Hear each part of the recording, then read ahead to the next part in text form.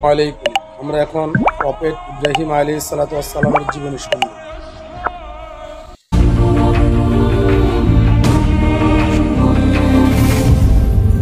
হযরত ইব্রাহিম আলাইহিস সালাম ছিলেন আল্লাহ রব্বুল আলামিনের একজন মহান ও মর্যাদাবান নবী। তিনি এই পৃথিবীতে প্রেরিত হয়েছেন মূর্তি পূজা নিঃশেষ করতে এবং মানবজীবনকে শিরিকের অন্ধকার থেকে মুক্তি দেওয়ার লক্ষ্যে। কিন্তু হযরত ইব্রাহিম আলাইহিস সালামের পরিস্থিতি ছিল ভিন্ন। যখন তিনি দেখলেন যে তার পিতা আজর কুমার নিজেই মূর্তি তৈরি করে মূর্তি পূজা করছেন এবং শুধু তাই নয়, তিনি তার বাড়িকে মূর্তি পূজার একটি বড় কেন্দ্র হিসেবে ব্যবহার করছেন এবং আশেপাশের মানুষ তার পিতার তৈরি মূর্তিগুলোকে পূজা করছে, যার মাধ্যমে তারা আল্লাহর সাথে শিরিক করছে। হযরত ইব্রাহিম আলাইহিস সালাম যখন এই দৃশ্যটি প্রত্যক্ষ করলেন, তখন তিনি নিজেকে আর সংযত রাখতে পারলেন না। তিনি মনে মনে ভাবলেন তার পিতাকে মূর্তি পূজার এই কুফরি থেকে রক্ষা করা জরুরি এবং তাকে একমাত্র আল্লাহ রব্বুল আলামিনের ইবাদতের দিকে আহ্বান করবেন। ইব্রাহিম আলাইহিস সালাম তার পিতাকে মূর্তি পূজা থেকে রক্ষা করার জন্য কি উপদেশ দিয়েছিলেন এবং সেই উপদেশগুলো কিভাবে দিয়েছিলেন, মহান আল্লাহ রব্বুল আলামিন সেই কথাগুলিকে সূরাতুল মরিয়মের ৪১ থেকে ৪৮ নম্বর আয়াতে অত্যন্ত চমৎকারভাবে উল্লেখ করেছেন। যখন ইব্রাহিম আলাইহিস সালাম তার পিতাকে বললেন, হে আমার পিতা, কেন আপনি এমন জিনিসের উপর উপাসনা করেন যে শুনতে পারে না, দেখতে পারে না এবং যে আপনার কোনো উপকারও করতে পারে না? হে আমার পিতা, নিশ্চয়ই আমার নিকটে যে জ্ঞান এসেছে তা আপনার নিকটে আসেনি।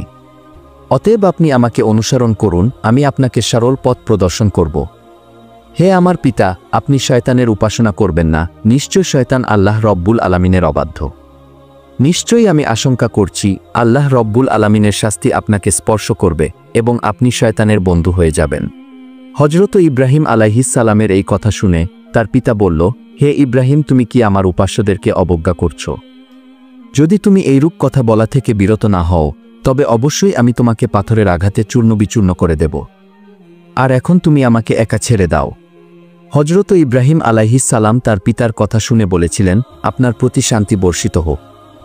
শিগগিরই আমি আপনার জন্য আমার প্রতিপালকের নিকটে ক্ষমা প্রার্থনা করব এবং তিনি আমার প্রতি স্নেহশীল। হে আমার পিতা, আমি আপনাকে এবং আপনি আল্লাহ ব্যতীত যাকে আহ্বান করেছেন তাকে পরিত্যাগ করে চলে যাব এবং আমি আমার প্রতিপালক আল্লাহর আহ্বান করব। নিশ্চয়ই আমি আমার স্বীয় প্রতিপালকের আহ্বান করে বঞ্চিত হব না।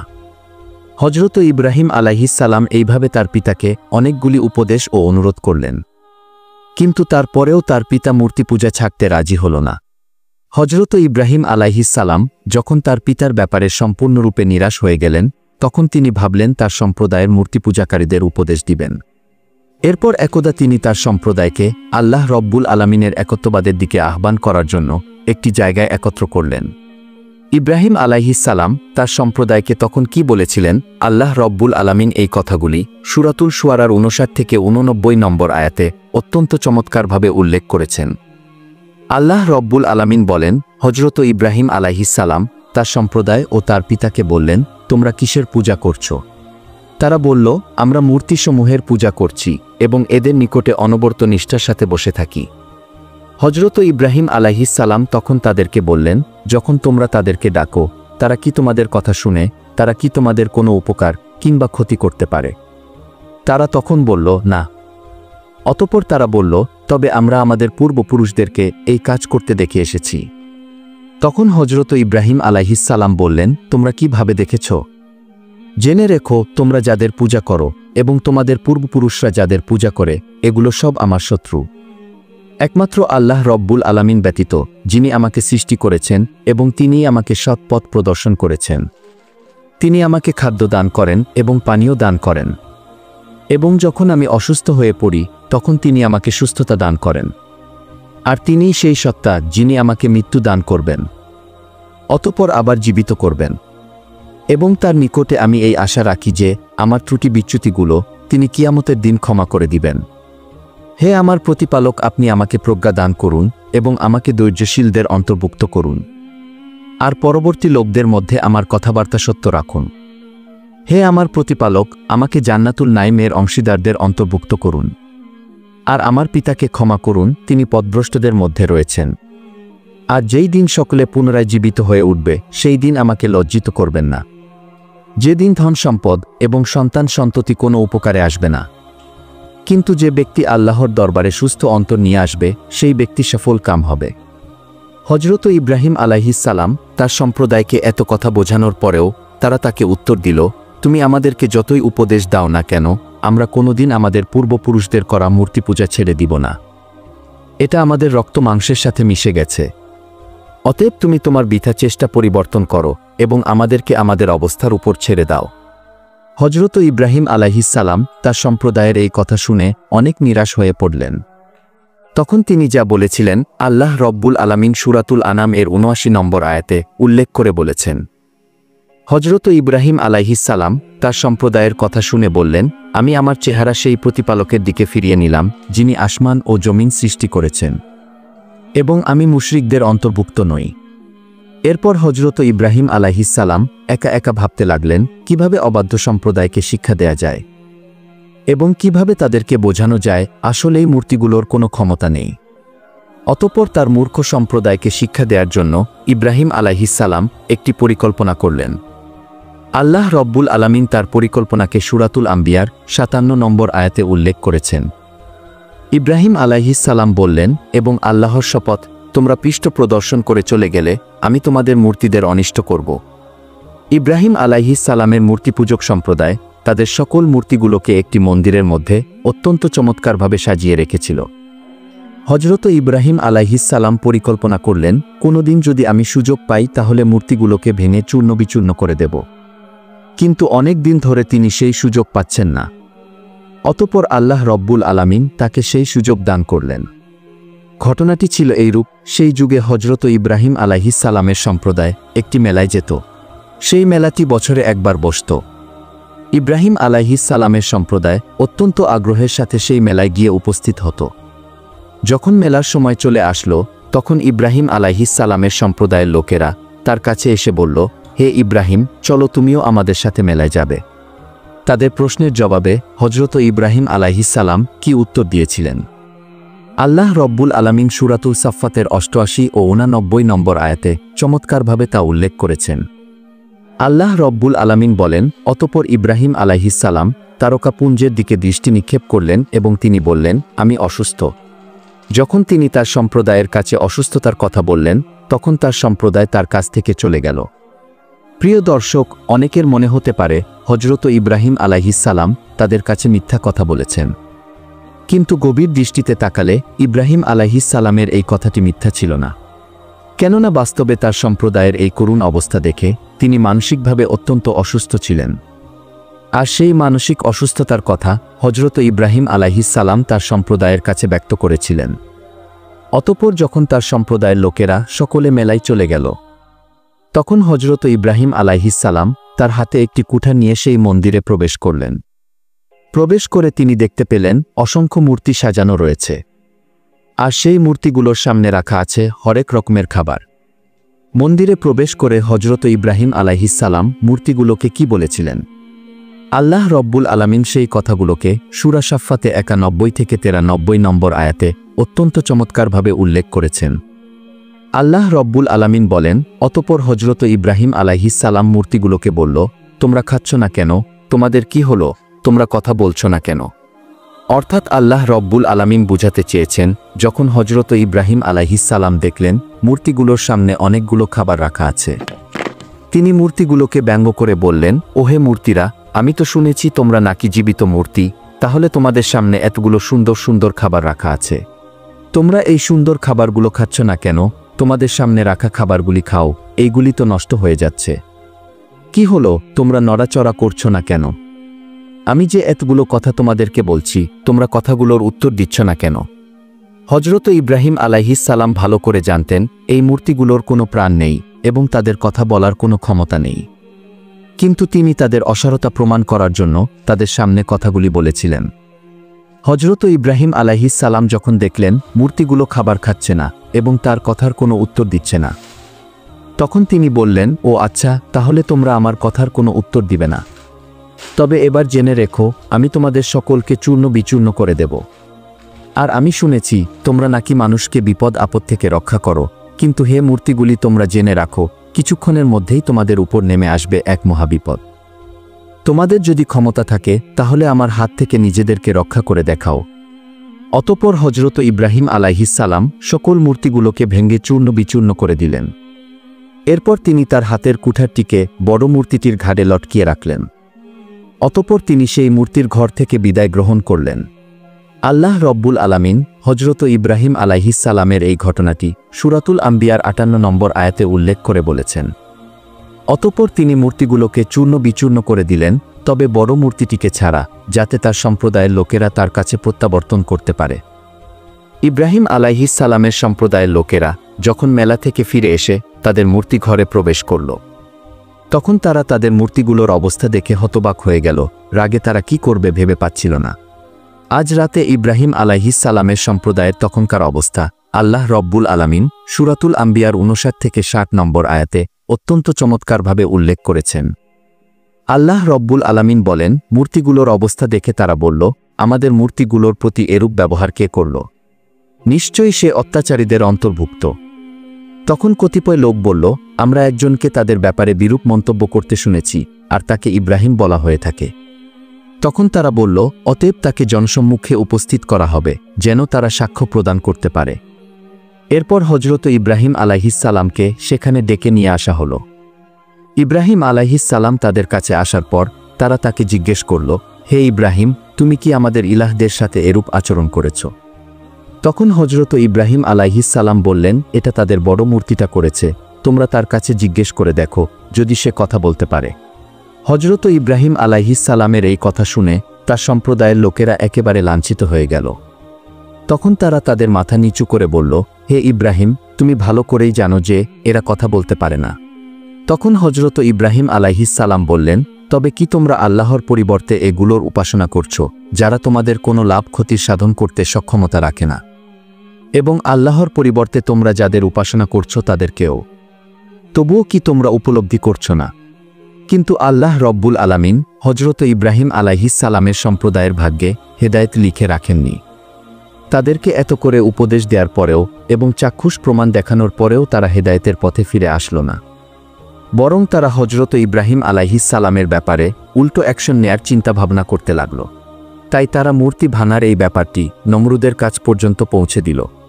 তারা নমরুদের কাছে গিয়ে বলল, হুজুর, আপনি একটি ঘটনা জেনে অবাক হয়ে যাবেন। আমাদের সম্প্রদায়ের একজন যুবক, তার নাম ইব্রাহিম, সে আপনার খোদায়িত্ব অস্বীকার করে এবং আমাদের মূর্তিগুলির সাথে এমন আচরণ করেছে যা শুনলে আপনার রক্ত গরম হয়ে যাবে। আমাদের মন্দিরে রক্ষিত সকল মূর্তিগুলোকে সে ভেঙে চূর্ণ বিচূর্ণ করে দিয়েছে। অতএব আপনি এর একটি ব্যবস্থা গ্রহণ করুন। নমরুদ যখন তাদের কাছ থেকে এই সংবাদটি জানতে পারল, তখন নমরুদ হুকুম দিল, তোমরা ইব্রাহিমকে আমার সামনে উপস্থিত করো। অতঃপর হজরত ইব্রাহিম আলাইহিসসালামকে নমরুদের সামনে উপস্থিত করা হল। যখন হজরত ইব্রাহিম আলাইহিসসালাম নমরুদের সামনে এসে দাঁড়ালো, তখন নমরুদ তাকে প্রশ্ন করল, হে যুবক, আমি শুনেছি তুমি নাকি আমাকে খোদা বলে স্বীকার করো না, এবং আমি আরও শুনেছি তুমি নাকি আমাদের মূর্তিদের সাথে অত্যন্ত অশোভনীয় আচরণ করেছ। আমি কি জানতে পারি তোমার এই ব্যবহারের কারণ কি, এবং তুমি কেন আমাকে খোদা বলে স্বীকার করো না? তখন হজরত ইব্রাহিম আলাইহিসসালাম উত্তর দিলেন, আমি তোমার মতো একজন সৃষ্টিকে খোদা বলে কোনো দিন স্বীকার করতে পারি না।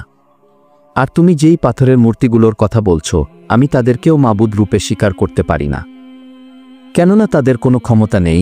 এই ব্যাপারটি প্রমাণ করার জন্য আমি তোমাদের মূর্তিগুলোকে ভেঙেছিলাম। আমার খোদা একমাত্র এই বিশ্ব চরাচরের সৃষ্টিকর্তা, যিনি তামাম মাকলুকের সৃষ্টিকর্তা, যিনি আসমান জমিন, গ্রহ তারা, চন্দ্র নক্ষত্র সব কিছু সৃষ্টি করেছেন, এবং তিনি সৃষ্টি করেছেন তোমাকে আর আমাকে, যিনি কোনো পিতা মাতার থেকে জন্মগ্রহণ করেননি এবং তিনি কাউকে জন্মদান করেননি। আর তুমি তো পিতা মাতার থেকে জন্মগ্রহণ করেছ এবং তুমিও সন্তান জন্মদান করেছ। তুমি খাবার গ্রহণ করো, তুমি পানাহার করো, তোমার নিদ্রা ও বিশ্রামের দরকার হয়।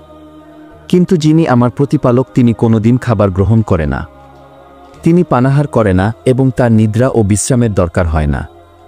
হজরত ইব্রাহিম আলাইহিসসালামের এই নির্ভীক চিত্তে কথাগুলো শুনে নমরুদের দরবারের সকলেই বিস্ময়ে হতবাক হয়ে গেল।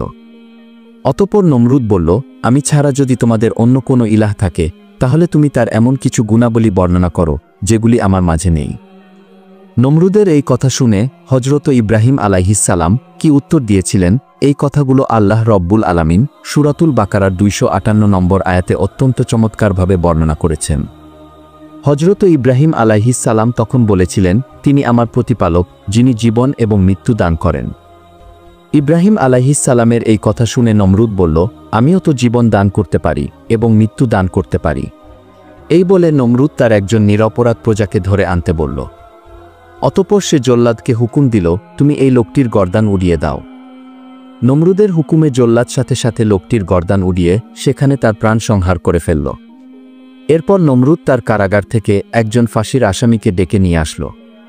এরপর তাকে বলল, যাও, তোমাকে আমি মুক্ত করে দিলাম, তুমি আজ থেকে মুক্ত ও স্বাধীন। এই কাজ করার পর নমরুদ হযরত ইব্রাহিম আলাইহিস সালামকে বলল, দেখলে তো ইব্রাহিম, আমি চাইলে কাউকে জীবন দান করতে পারি আর চাইলে কাউকে মৃত্যু দান করতে পারি। অতঃপর নমরুদ বলল, তোমার সেই প্রভুর থেকে আমি কোন দিক থেকে পিছিয়ে, বলো হে ইব্রাহিম। নমরুদের এই কর্মকাণ্ড দেখে হযরত ইব্রাহিম আলাইহিস সালাম বুঝতে পারলেন, এই ব্যক্তির চেয়ে নির্বোধ ও মূর্খ এই পৃথিবীর জমিনে আর কেউ নেই। প্রকৃতপক্ষে সে বুঝতে পারেনি জীবন এবং মৃত্যুর হাকিকত কি। তাই হযরত ইব্রাহিম আলাইহিস সালাম তার সাথে এটা নিয়ে তর্ক না করে অন্য একটি যুক্তি তার সামনে উপস্থাপন করলেন। আল্লাহর নবী হযরত ইব্রাহিম আলাইহিস সালাম বললেন, আমার মহান প্রতিপালক প্রতিদিন সূর্যকে পূর্ব দিক থেকে উদিত করে। হে নমরুদ, তুমি যদি পারো এবং যদি তোমার শক্তি থাকে, তাহলে তুমি সেই সূর্যকে পশ্চিম দিক থেকে উদিত করে দেখাও। হযরত ইব্রাহিম আলাইহিস সালামের এই কথা শুনে নমরুদের কি অবস্থা হয়েছিল, আল্লাহ রব্বুল আলামিন তা বর্ণনা করেছেন এইভাবে। অতঃপর নির্বাক হয়ে গেল সেই কাফের এবং ইব্রাহিম আলাইহিস সালামের এই কথার কোনো উত্তর ছিল না তার কাছে। নমরুদ যখন বুঝতে পারল এই যুবকের সাথে বেশি তর্ক বিতর্ক করলে তার খোদাইত্বের দাবি হুমকির মুখে পড়ে যাবে, তখন সে বলল, এই যুবককে অন্ধকূপে বন্দী করে রাখো, আমরা তার ব্যাপারে পরবর্তী পদক্ষেপ নিয়ে আলোচনা করব। নমরুদের হুকুমে হযরত ইব্রাহিম আলাইহিস সালামকে অন্ধকার কুঠুরিতে বন্দী করে রাখা হলো। এরপর নমরুদ তার সভা সদস্যদের সাথে পরামর্শ করতে লাগল ইব্রাহিম আলাইহিস সালামের ব্যাপারে কি করা যায়, কিভাবে তাকে একটি দৃষ্টান্তমূলক শাস্তি দেয়া যায়। নমরুদের সভা সদস্যদের মধ্যে একজন বলল, বাদশাহ নমরুদ, আমরা তাকে কতল করে ফেলি। কিন্তু এই প্রস্তাবটি নমরুদের কাছে পছন্দ হল না।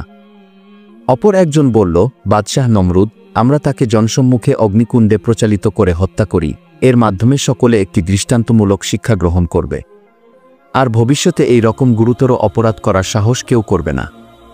এই প্রস্তাবটি নমরুদের কাছে অত্যন্ত পছন্দনীয় হল। অতঃপর সে তার পূর্ণ রাজ্যে ঘোষণা করে দিল, তোমরা অগ্নিকুণ্ড প্রজ্বলিত করার জন্য কাঠ সংগ্রহ করো। নমরুদের হুকুমে তার রাজ্যের প্রজারা বিশাল একটি খোলা ময়দানে অগ্নিকুণ্ড প্রজ্বলিত করার জন্য কাঠ সংগ্রহ করতে লাগল।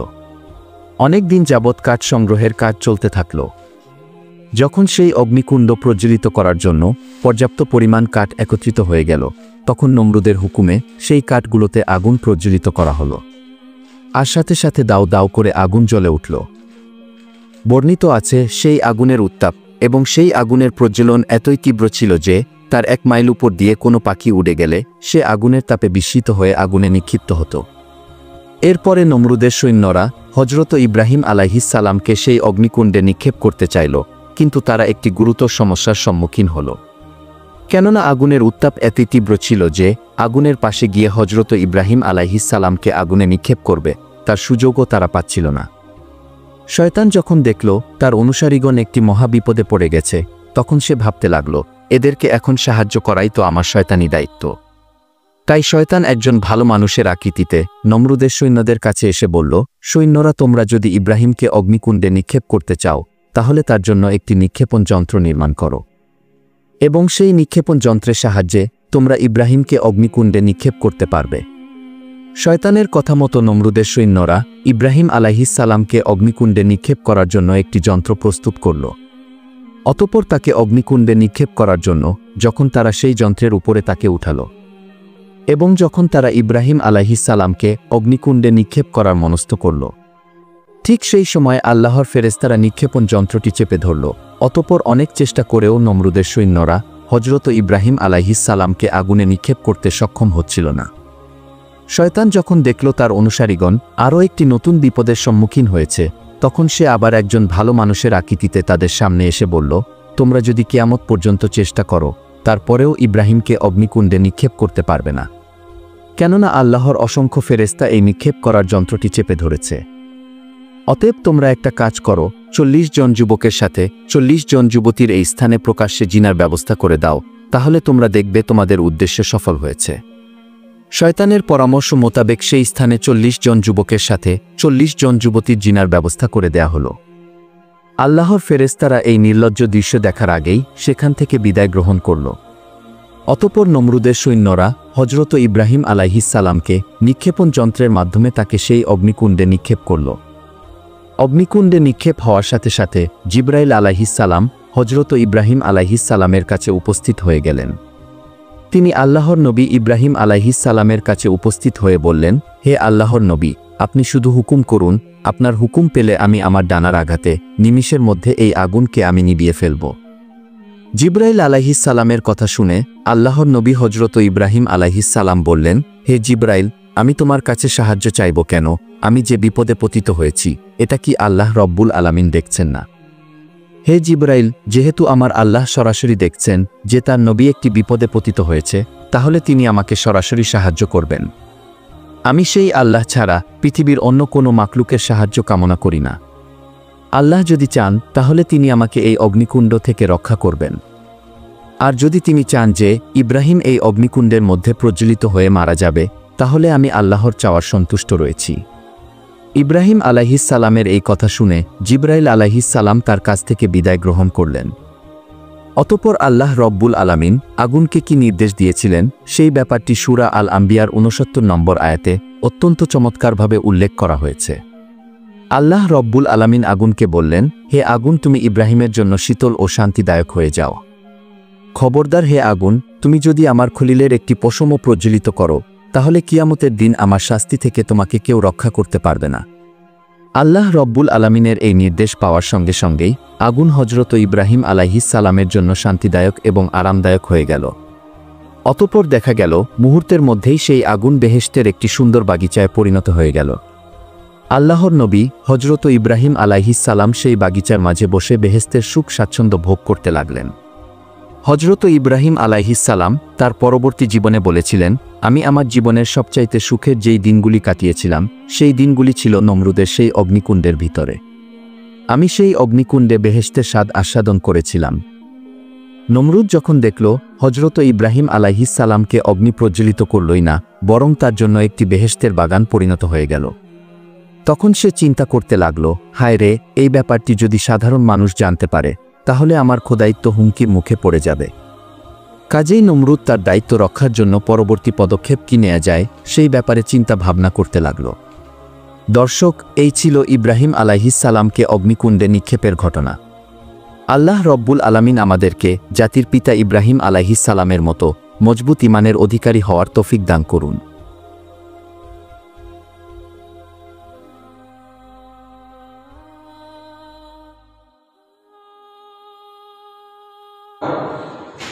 তোমরা কোথায় ফালায়ন করবে? ফালানোর মতো কোনো রাস্তা নাই। পৃথিবীর যেই প্রান্ত যাও না কেন, শুধু আকাশের মধ্যে যদি গিয়ে তুমি ঘর নির্মাণ করো, এরপরেও ওখান থেকেও মালাকুল মউত তোমাকে গ্রাস করে নেবে, তোমার জীবনটাকে থমকে দিবে। দুনিয়ার মধ্যে সবচাইতে সুনিশ্চিত বিষয় হলো আমরা মরতে হবে। ঠিক কিনা বলেন? আমরা মরতে হবে। আপনি যে যাই কিছু আমরা করি না কেন, যত বড় আমরা ক্ষমতাধর হই না কেন, পাওয়ারফুল হই না কেন, যত পয়সাওয়ালা, যত ইজ্জতওয়ালা, সম্মানওয়ালা হই না কেন, আমাদেরকে মৃত্যুবরণ করতেই হবে। দুনিয়ার মধ্যে এই কথা এমন সুনিশ্চিত যেটা অন্য কোনো কথা এরকম আর হতে পারে না। আমাদের মুরব্বীরা চলে গিয়েছেন, দাদা দাদি, আমাদের নানা নানি, আমাদের মা বাপ, অনেকের সবাই একটার পর একটা সবাই চলে গিয়েছে। এরপরেও আমাদের তরফ নড়ে না, ঠিক না? আমরা বুঝেও বুঝি না। আজকে শাওয়াল মাসের ৪র্থ খুতবা, খুতবার মধ্যে আজকে এসেছে যে গুনাহগার যারা, তাদের মৃত্যুর যন্ত্রণা কেমন হবে। গুনাহগার যারা, বদকার যারা, যারা ইসলাম অনুযায়ী চলে না, যারা আল্লাহ হুকুম অনুযায়ী চলে না, শুধু গুনাহ করতেই থাকে, তাদের জন্য আল্লাহ রাব্বুল আলামিন আজকের এই খুতবার মধ্যে কিছু কথা বলেছেন। আমরা সবাই মনোযোগ সহকারে শুনবো ইনশাআল্লাহ। আল্লাহ তাআলা বলতেছেন, ওয়াজা সাকরাতুল মাউত বিল হক, মৃত্যু যন্ত্রণা সত্য, মৃত্যু যন্ত্রণা সত্য। কে বলতেছে? এখান থেকে বাঁচার কোনো রাস্তা নাই, কেউ বাঁচতে পারে নাই, এমনকি নবীরা পর্যন্ত বাঁচতে পারে নাই। তবে তার মানে এই নয় যে নবীরা গুনাহ করেছে এই কারণেই মনে হয় তাদেরকে মৃত্যুর যন্ত্রণা বইতে হয়েছে, না। এদের জন্য হলো এটা মর্যাদার বিষয়, নবীদের জন্য এটা পরীক্ষা। আল্লাহ তাআলা কোরআন কারীমে অন্য আয়াতে বলেছেন, আমরা পরে আলোচনা করব। তো সুতরাং এটা পৃথিবীর কাউকে ছাড় দেয় নাই। এজন্য রাব্বুল আলামিন বলেন, ফালাউলা ইযা বালাগাতুল হুলকুম ওয়া আনতুম হিনাইযিন তানজুরুন ওয়া নাহনু আকরাবু ইলাইহি মিনকুম ওয়ালাকিন লা তুবসিরুন।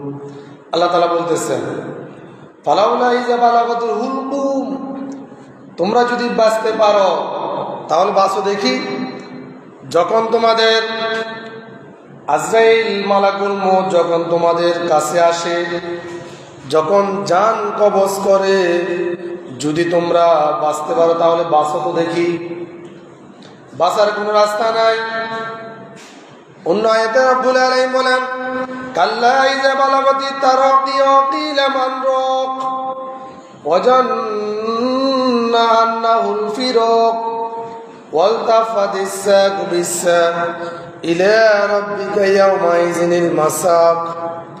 আল্লাহ তাআলা বলতেছেন, যখন আজরাইল তোমার কাছে আসে, মালাকুল মউত যখন তোমার শিয়রে এসে বসে থাকে, তোমার জান কবজের সময় যখন হয়, আল্লাহ তাআলার কাছে যখন তোমাকে নিয়ে যাওয়া হবে, তখন তোমার গিরে গিরে জোড়া লেগে যায়, ফায়ে ফায়ে তোমার ফা জোড়া লেগে যায়। কার কথা? কার কথা? আল্লাহ নিজেই বলতেছে, তোমার ফা এক ফা আরেক ফায়ের সাথে তোমার লেগে যায়। তোমরা চিকিৎসক ডেকে আনো, তোমরা জারফুক করো, চাইলে বাঁচো তো দেখি। বাঁচার কোনো যদি কেউ থাকে, যদি তোমার কেউ থেকে থাকে, দুনিয়ার সমস্ত ডাক্তার আনলেও আপনাকে ওই দিন কেউ বাঁচাইতে পারবে। কিন্তু যেই লোকের উপরে মালাকুল মউত এসে গেছে, ওই লোক বুঝতে পারে আমার যাওয়ার সময় হয়ে গেছে। দুনিয়ার কেউ বুঝতে পারে না, কিন্তু যেই লোক আল্লাহ তাআলার কাছে হাজিরা দিবে ওই লোক বুঝতে পারে। দুনিয়া জমিনের মধ্যে সবাই একদিন মালাকুল মউতের সাথে সাক্ষাৎ হয়ে যাবে। নবী থেকে আরম্ভ করে এমনকি আমাদের মতো মানুষ পর্যন্ত আজরাইল মালাকুল মউতের সাথে আলিঙ্গন হয়ে যাবে। রব্বুল আলামিন কোরআনুল কারীমে বলেছেন, নবীজি হাদিসের মধ্যে বলেছেন, আল্লাহ তাআলা বলতেছেন, কুল ইন্নাল মাউতাল্লাযী তাফিরুনা মিনহু ফাইন্নাহু মুলাকীকুম। মালাকুল মউতের সাথে তোমার সাথে মোলাকাত হয়ে যাবে। যেই মৃত্যুর ফেরেশতা তোমার সাথে আলিঙ্গন হয়ে যাবে, কোনোভাবেই তুমি বাঁচতে পারবে না, বাঁচার কোনো রাস্তা নাই। আল্লাহ তাআলা এই আয়াতে বলে দিলেন। নবীজি হাদিসের মধ্যে বললেন, যখনই একজন মুমিন যখন মৃত্যুগ্রহণ করবে, যখন আজরাইল মালাকুল মউত তার শিয়রে এসে যাবে, যদি লোকটা মুমিন হয় তাহলে রব্বুল আলামিন জান্নাত থেকে একজন ফেরেশতা পাঠাবে। জান্নাত থেকে একজন ফেরেশতা মানুষের সুরত ধরে, একজন যুবকের সুরত ধরবে, শরীরের মধ্যে সাদা পোশাক থাকবে, গায়ের মধ্যে সে সুগন্ধি ব্যবহার করবে, জান্নাতি গ্রাম, আর তার শিয়রে এসে বলবে, আপনার বুকের উপর হাত দিবে,